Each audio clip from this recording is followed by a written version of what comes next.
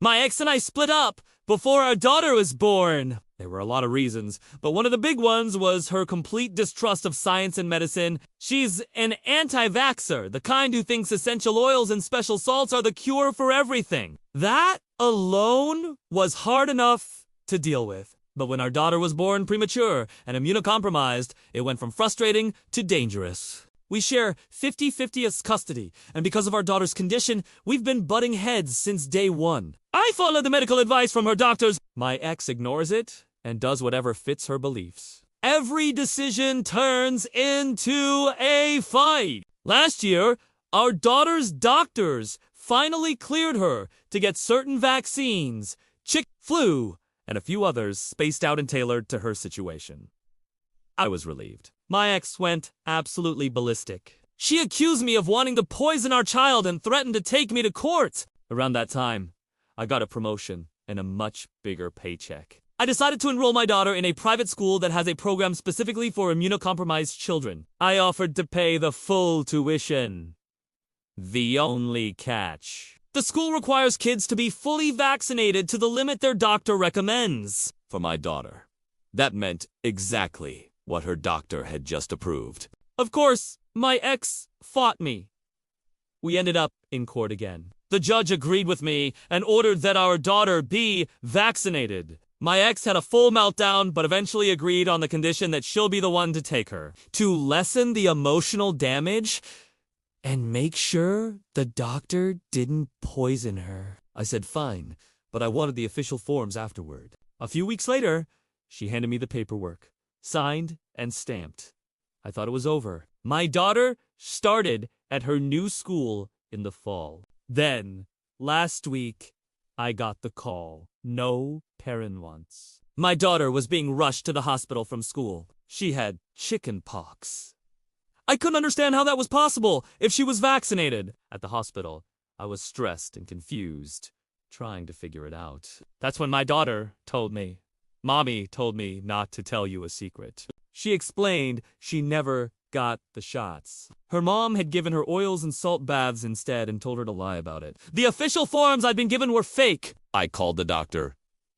He confirmed my daughter had never been in for those shots and that he'd never signed anything. I was livid. My daughter was in the hospital because my ex decided her beliefs mattered more than our child's health. I took the forged forms, my text messages from that day, and the doctor's statement straight to a lawyer. He called it a case lawyers salivate over. We filed for emergency custody.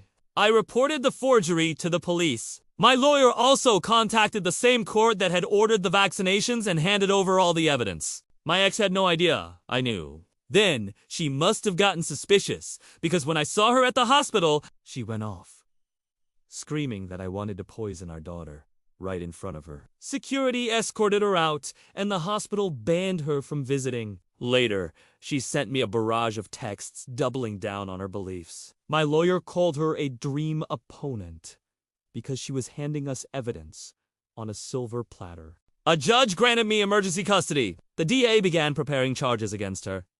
Felony forgery among them. The custody fight lasted 5 months, and they were the longest 5 months of my life.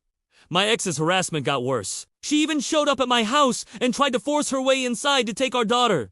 She was arrested for attempted forced entry. Before she could bail out, the DA officially charged her for the forged medical documents. She spent a month in jail, which delayed our custody hearing, but gave me a protective order for me and my daughter. When we finally got in front of the judge, her lawyer tried to claim that I'd planned this whole thing from the start, forcing her into a vaccination situation so I could use her reaction to take custody away.